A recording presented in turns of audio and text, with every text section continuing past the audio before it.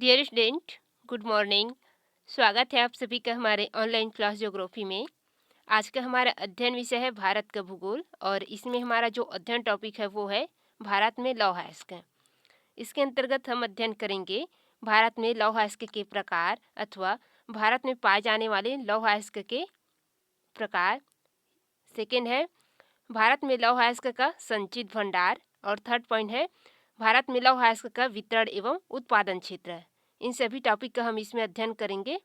तो चलिए class start करते हैं। सबसे पहले हम थोड़ा सा इसके बारे में सामान्य जानकारी या प्रस्तावना अध्ययन कर लेते हैं। इसके बाद इसके प्रकार वगैरह अध्ययन करेंगे। लौह अयस्क की सामान्य जानकारी। आधुनिक युग को लौह युग कहा जाता है क्योंकि विश्व में सबसे अधिक उपयोग होने वाला जो धातु है वो क्या है, अभी लौह अयस्क है। लौह अयस्क का सभी चीज़ों में, चाहे किसी भी प्रकार के मशीनरी उपयोग हो या अन्य प्रकार के उपयोग हो, उसमें यूज़ किया जाता है।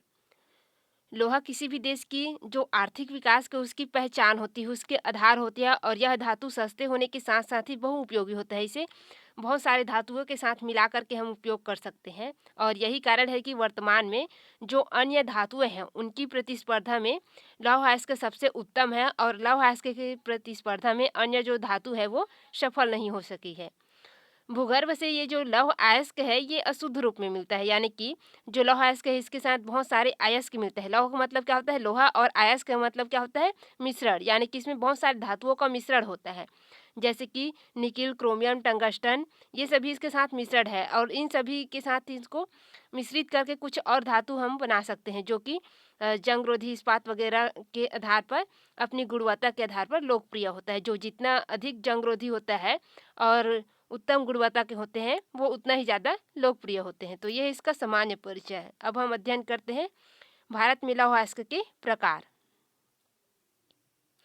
तो भारत में लौह अयस्क के 4 प्रकार पाए जाते हैं, जिसमें फर्स्ट है मैग्नेटाइट।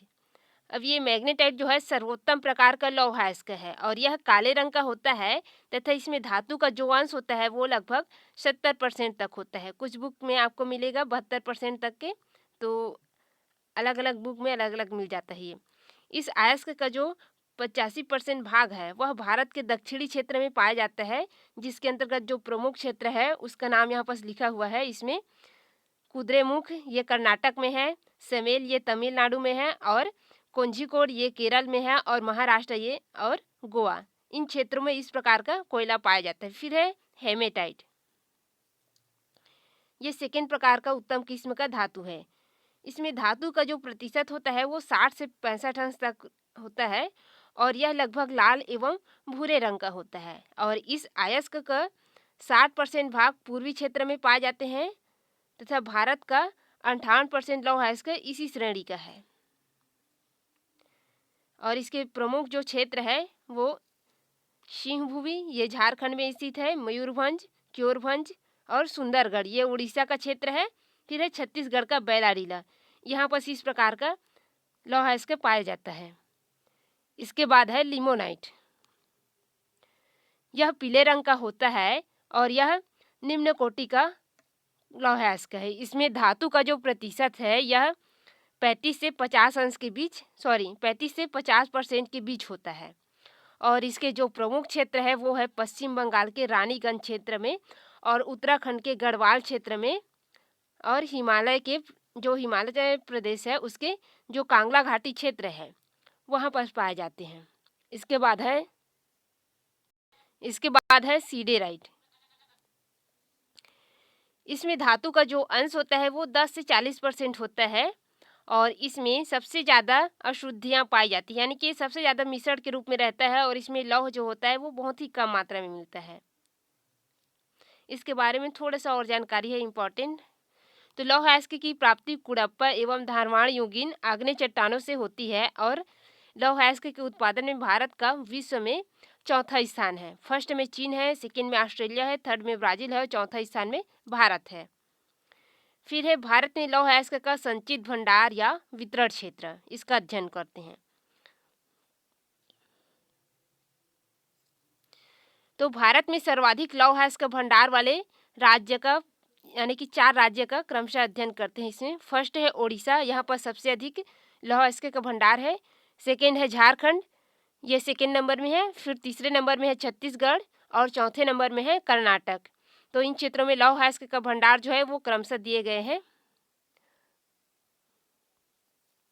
फिर है सर्वाधिक लौह अयस्क का उत्पादन करने वाला राज्य। हम भंडार वाला देखे हैं, अब उत्पादन कौन राज्य करता है इसमें से, इसका अध्ययन करते हैं। तो सर्वाधिक जो लौह अयस्क है उसका उत्पादन जो है सबसे अधिक ओडिशा करता है, सेकेंड नंबर में छत्तीसगढ़ करता है, तीसरे नंबर में कर्नाटक करता है और चौथे नंबर में झारखंड करता है। यानी कि लौह अयस्क का भंडारण तो कुछ क्षेत्र में अधिक है लेकिन उत्पादन कोई अन्य क्षेत्र कर रहा है। इसके बाद अध्ययन करते हैं भारत में लौह अयस्क के क्षेत्र। तो भारत में लौह अयस्क के जो वितरण क्षेत्र वगैरह है उनका अध्ययन करते हैं अब। इसमें फर्स्ट है छत्तीसगढ़, और छत्तीसगढ़ के कौन कौन से क्षेत्र में लौह अयस्क पाए जाते हैं इसका अध्ययन करते हैं। इसमें दल्ली राजहरा क्षेत्र है छत्तीसगढ़ का जो दुर्ग जिला में स्थित है। फिर है बैलाडीला है जो दंतेवाड़ा जिला में स्थित है। ये दो प्रमुख क्षेत्र है जहाँ छत्तीसगढ़ में लौह अयस्क का उत्पादन किया जाता है। इसके में एक ध्यान देने योग्य बातें हैं जिनमें है इन खदानों का लौह अयस्क विशाखापट्टनम जो पतन है या बंदरगाह है इससे जापान व दक्षिण कोरिया को निर्यात किया जाता है, इसको ध्यान रखेंगे। इसके बाद है ओडिशा। तो ओडिशा के गुरु महिसानी और बादाम पहाड़ी और मयूरभंज जिला में स्थित है। ये जो गुरु महिसानी है और बादाम पहाड़ी है ये दोनों जो मयूरभंज जिला है उसमें स्थित है, और क्यूरभंज जिला में और बुनाई के सुंदरगढ़ जिला में ये पाए जाते हैं। इसके बाद है झारखंड। तो झारखंड के जो नोआमुंडी और गुआ ये सिंहभूमि जिला में स्थित है। ये दो क्षेत्र है जहाँ पर लौह अयस्क उत्पादित किए जाते हैं। फिर है कर्नाटक। तो कर्नाटक के कुद्रेमुख जो चिकमंगलूर जिले में स्थित है, और बाबा बुदन की पहाड़ी ये भी चिकमंगलूर जिले में स्थित है, और सुदूर पहाड़ी ये बेल्लारी जिला में स्थित है। ये तीनों क्षेत्रों में कर्नाटक में लौह अयस्क का उत्पादन किया जाता है। इसमें भी कुछ ध्यान देने योग्य बातें हैं।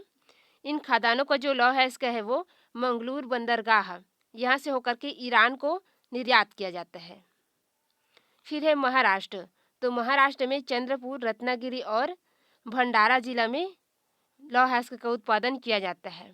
फिर है तमिलनाडु। तो तमिलनाडु में जो समेल क्षेत्र है वहाँ पर लौह अयस्क का उत्पादन किया जाता है। फिर है आंध्र प्रदेश में कुडप्पा और अनंतपुर ये दो स्थान है जहाँ से लौह अयस्क उत्पादित किए जाते हैं। फिर कुछ ध्यान देने योग्य बातें यहाँ पर भी। भारत विश्व का 5वां सबसे बड़ा लौह निर्यातक देश है, यानी कि लौह उत्पादन करके अन्य देश को निर्यात करता है। इसके बाद है भारत का अधिकतम जो लौह अयस्क है वह विशाखापट्टनम जो बंदरगाह है और पारादीप बंदरगाह है और मरमा गांव व जो मंगलौर बंदरगाह है उनके द्वारा निर्यात किया जाता है। इसके बाद है अब डायग्राम। तो डायग्राम को स्क्रीनशॉट कर लीजिए, इसके बाद इसके बारे में अध्ययन करते हैं।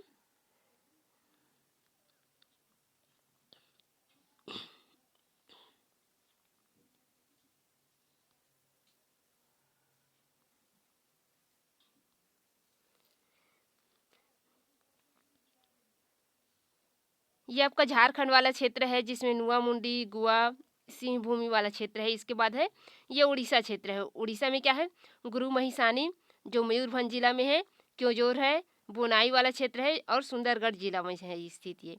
इसके बाद कौन सा क्षेत्र है, हमारा छत्तीसगढ़ है जिसमें दल्ली राजहरा वाला क्षेत्र है दुर्ग जिला में।